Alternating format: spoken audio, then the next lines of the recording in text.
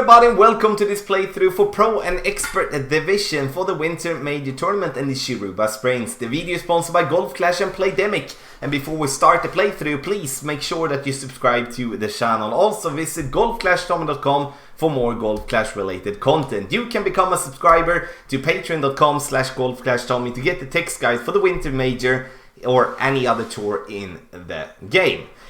Yes, Shiruba Springs, my friends, new holes, interesting, tough. The par 5s is going to be really tough, where I see hole number 3 to be the toughest of them three, but no one of them is really put up in a way that we do have a good albatross opportunity. So I do think those three is only going to be our a focus on getting the eagle. When it comes to the par 4s, there is a little some interesting rough bumps on hole 5, hole 7. When it comes to hole number 1, I would say that's the most boring one of them three. So 5 and 7, I really think we're going to see a lot of drops on.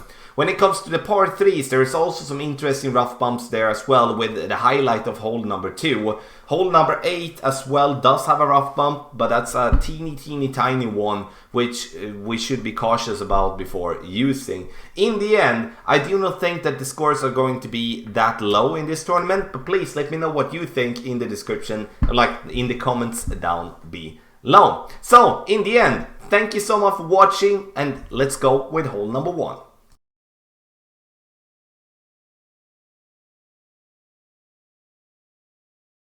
Let's take a look at hole number 1, and we're going to start on the right hand side with the drive. And here, obviously, playing with a club with a lot of topspin is very valuable. I'm not going to use the maximum topspin here on the extra mile to just suit clubs that has a little bit less. So we're gonna reduce them. We're going to play with 6 bars of topspin and then 2.5 bar of side spin to the left. And I'm playing with a navigator because I want to reduce the wind, but at the same time I don't want to use any power 3 balls and stuff like that, as I feel in a playthrough like this we do want to, or like not play through a whole guide or play through like this, we do not want to spend any big level balls already from the start. We might gonna do that in the tournament, like if we do have a straight headwind in our face, it obviously is a better way to go with a more power ball, so you don't have to go with overpower as we're doing here in the video.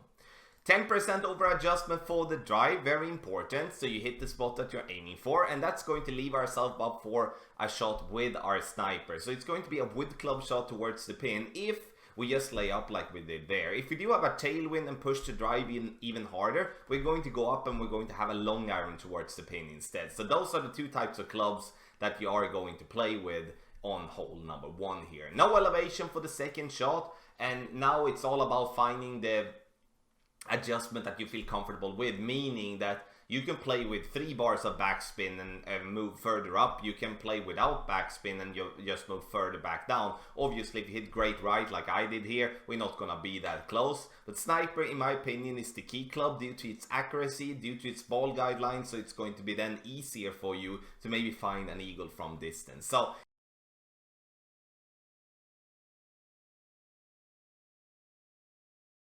So we're gonna start with a rough bump here. We're going to play medium distance with a 20% over adjustment. And to play the rough bump, we need side spin, because we need to use max side spin to the right, and that's going to be with a side spin 3 ball.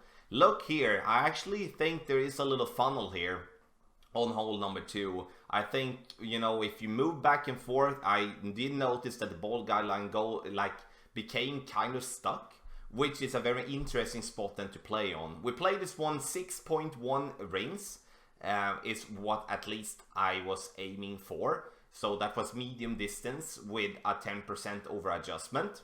And then we're going to just play a normal shot. We bounce into the rough, it rolls out, and it gets just on the right edge there, down into a hole-in-one. So for the other option though, because you might not want to play the rough bump because it is a little risky, or that we do have a strong wind coming right to left, which in the end could also cause a little trouble. Then I'm going to show our opponent's shot here actually. So this is not my shot, but I thought it was an interesting one, as he's using max backspin here and also a little side spin to the left, aiming at the hole and then adjusting here in this scenario we go with a 6.1 wind, as you can see, and then we adjust, then he adjusts that one slightly less than 6, so around 5.8 miles per hour. Sorry, 5.8 rings, not miles per hour. I would suggest you to think about maybe using a kingmaker here from time to time. If you are going to play the shot as our opponent is doing there from the fairway up towards the green, then you know you might be very close to minimum distance instead, but the rough bump is going to be close to medium distance still.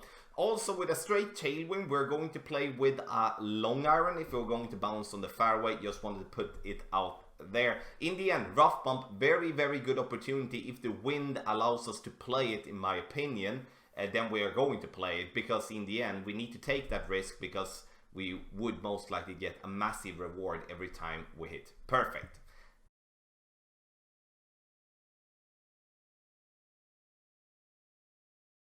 So let's take a look at hole number 3, and here as a start we do want to play with a driver that gives us a decent amount of distance. When playing with a quarterback and a power 1 ball, will not be the best scenario. So we're changing. We're playing with extra mile, and we're going to play with as much topspin possible. But as I wanted to try to adapt to a more general driver, I'm using 6 bars of topspin and stay away from using the maximum. But obviously, if you do have more topspin, then you use more topspin than what I'm showing here on the video. I'm just trying to show a way for more players to relate by having those amount of topspin bars on your driver.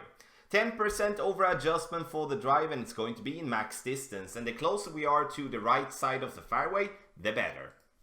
Second shot, and here you can see the bad part with picking the wrong club. You can see that I'm having the sniper. Even though it's a sniper level 10, I'm nowhere near close to reach for the green in 2 here.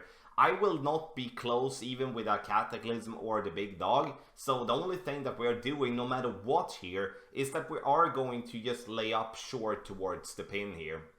And not so trying to go max overpower, trying to gain as much distance possible here. And with the big dog or with the Cataclysm with more topspin and more distance, you would obviously reach even further. So have in mind that that's going to be extremely difficult, and that means that we're going to play that one with a 10% over adjustment as well, and that leads us to the third shot.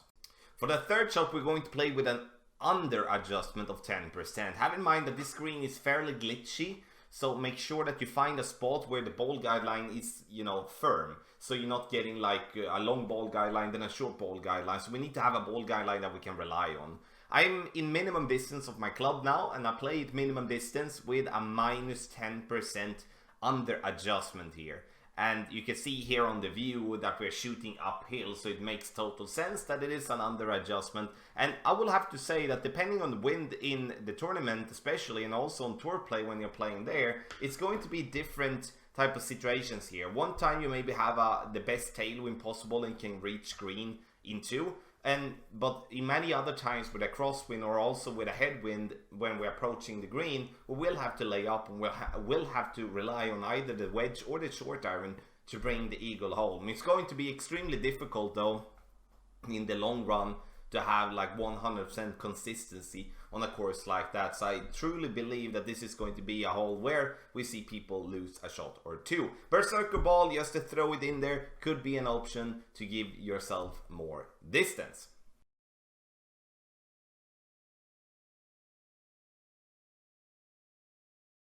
So let's take a look at hole number 4, and first and foremost, the Titan is the wrong ball to play here, in my opinion. We do need a side spin 3 ball, because I feel that the spot that we're aiming for now is going to be the spot that we are going to play with to stay away from going in between clubs, both in tailwind and also in headwind. So this is a spot that I want to, but you know, I would like to go with more side spins so we can kick ourselves away even more from the bunker there to the left. We're going to play 10% over adjustment, and we are going to play this one as to be in maximum distance. Max side spin left, and in the end we do need to go with no backspin here, in my opinion. As you can see, we are kind of rolling this ball uphill and we are not quite getting there, and you can also see that we miss slightly right. So Goliath, when it comes to tailwind, crosswind, and with a little bit of headwind, if we do have a straight headwind in our face, we most likely have to go up and play with a wood club, and then the sniper, in my opinion, would be the better suggestion if so. Katana or the Kingmaker, depending on what balls that you're having. Also, in the end, how much wind resistance you do want to have when you're playing.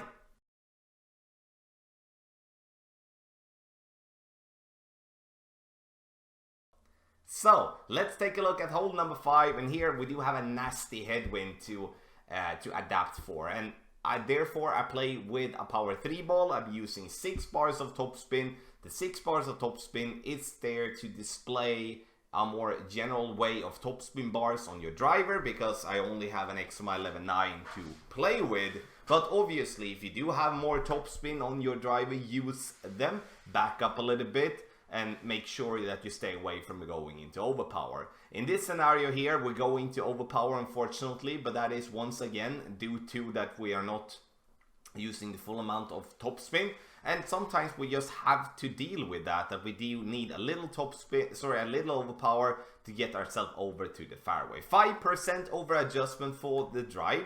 And we play once again with a power 3 ball in this example. You don't have to play with a power 3 ball, as the wind is kind of the deciding factor here. If we do have a crosswind or a tailwind, I would rather go down and play with a navigator or with a quasar, so we can save the power 3 balls to different to holes that we do need and must have them. Now for the second shot, there is a very interesting rough bump. You can see it there on the right hand side that I will be exploring more in detail depending on what type of wind we have in the tournament. Now I think the angle for us here is not the best, so I decided to just bounce up towards the pin. With a double great left here, we're obviously gonna miss the pin here, otherwise would have been a decent and a close one, and we're locking in the birdie. Decent chance for an eagle in my opinion, and the second shot is going to have a 10% over adjustment when you're playing that one, and obviously it's going to be based by the club range that you're having. So check if you're in minimum, medium or maximum distance, and then adjust from there.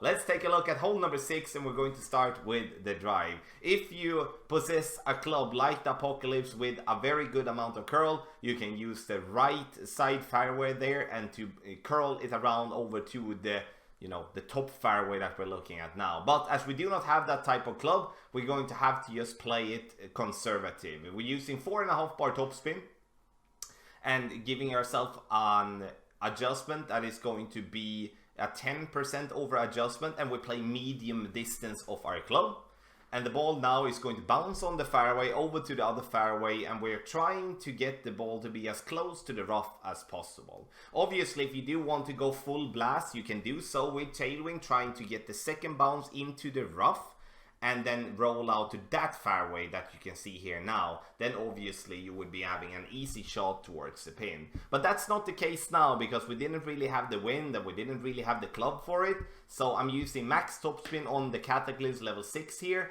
and then I adjust for a maximum distance with no elevation. Max overpower, max curl left, and the plan is to bounce on the fairway into the rough and roll out, being as close to the green as possible. And as you notice, we are very close, and this is a wedge that we will and should not miss. Obviously, having a Kingmaker would make you go with more side spin here. Having a Berserker ball makes you go with less overpower. So there is different balls that you can play with that gives you a less hard time than what you otherwise would have. So an interesting par 5 that is going to be extremely difficult with certain type of wind. If we do get a tailwind, it's then going to be actually a decent chance for an albatross, as we can push the drive pretty far and then have a long iron towards the pin. So we're gonna see what type of wind you get when you play tour play or when we get it in a tournament. So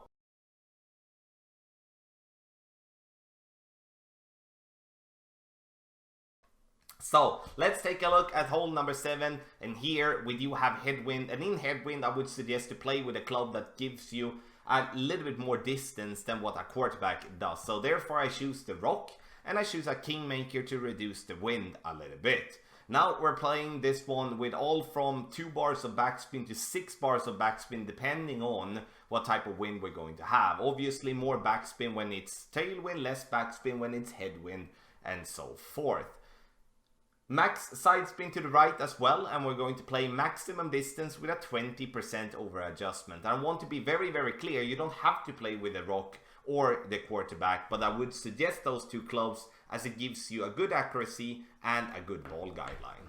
And the thing that I do is to just lay up there on the top to make sure that I give myself to the same distance all the time. I can then rely on yardage notes now when we're going for the rough bump. Here obviously a kingmaker is valuable as it reduces the wind, but at the same time you can play with a katana or a power 1 ball if you want to. That's completely up to you. 25% over adjustment, and here I play maximum distance with a 25% over adjustment, but we aren't entirely in max distance. We should reduce that one with 1 or 2 decimals, and then we would be having that one in the hole. I strongly believe that that rough bump is going to be the best option for us to try to get a consistent way to make an eagle here from distance. A lot of elevation though, but I do think we can manage it. There is a way to the left that I'm not displaying here in the guide. It's because once again, you know, it's a fairly simple route, and I think the rough bump is better. That's why we have that one as a main suggestion for hole number 7.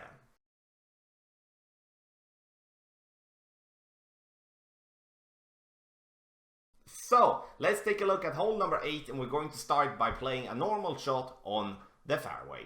So we're aiming for the fairway here, giving ourselves room to hit great left and great right, and you can see I'm playing with 4.5 bar backspin here, leaving it a little bit short due to as you can see the tiny tailwind that we're having, changing to 4 and a little bit of side spin to the left here, so we go pin high. The problem is here though is that we are going and adjusting down into the sand, which means that we are going to lose a little distance, but in the end we come in fairly nice when it comes to distance wise. But the problem we do have there is that we do need a little bit more side spin to the left. A tighten ball in my opinion is wrong. The only reason we have that one there is due to going into shootout with that type of ball. Katana, Quasar or a Kingmaker will be my suggestion. Second approach is going to be a rough bump, and here I would say it is danger if you hit a very bad great left or great right. A minor great left or great right will still be fine most of the times, but you can see that strip of rough, that's a very thin line we're taking. But I truly believe that the best way to get an hole-in-one on this one will be going for the rough bump. The mistake that I do here is that I let the ball guideline to go short. Sure, the thought is correct as we do have a tailwind, but we drop down into the sand with our adjustment, and then we will go short as we do not fly as long as we want to. Great left, like a minor great left, and we still clip the rough. We roll out, and you can see that we are, with a perfect, we would be right on target, but we would still be going a little bit short. 20% over adjustment, and we play medium distance of our club. When it comes to general, obviously you will have to check that depending on what club you have. Like if you are max distance, play max distance. If you are mid distance, you play mid distance, and so forth.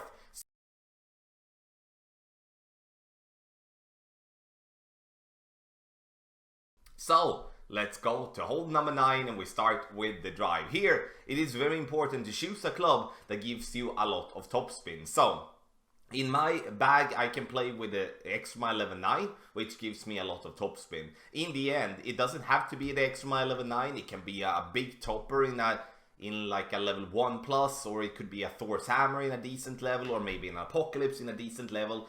So once again, you choose the driver that gives you the most topspin, because we do want to gain as much distance possible on the other side. You could see that we do have tailwind, so technically we could try to go with almost full overpower and clear the rough completely. We're not gonna do that though, because that is risky as we can roll into the rough on the top. So we're just gonna play conservative, lay up, and then for the second shot we do have a plan.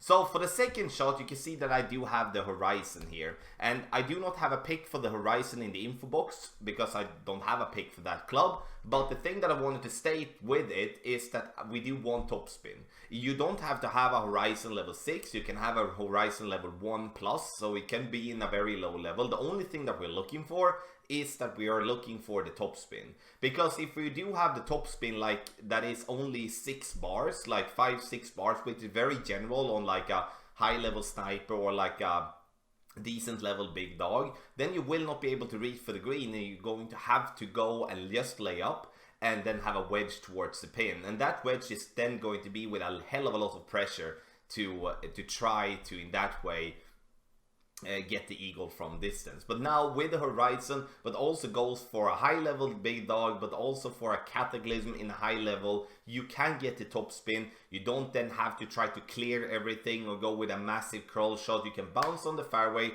let the top spin do its work, and then get to the green. The elevation for the drive is going to be played 10% over adjustment, and we do the same for the second shot. We over adjust 10% as well. Power 3 ball, in my opinion, is an absolute must, because we do kind of need the distance a little bit here as well. Thank you so much for watching this playthrough for Pro and Expert Division. Have in mind that this is not the win that we're going to play with in the tournament. And also, if you do have any suggestions on another route that is not suggested in the guide, please email us, tommylofberger@gmail.com. Always when it's new holes, it's exciting, it's interesting, but it's impossible to cover all the angles, all the little bumps and twists that is on the holes and the course here of the Shiruba Springs. So that's why I want you to share suggestions, thoughts, concerns, everything, either in the comment section below or once again through email, tommylofberger@gmail.com. Video here is sponsored by Golf Clash and Playdemic, and make sure you hit thumbs up before you go. Thank you so much for watching, and good luck in the Winter Major Tournament.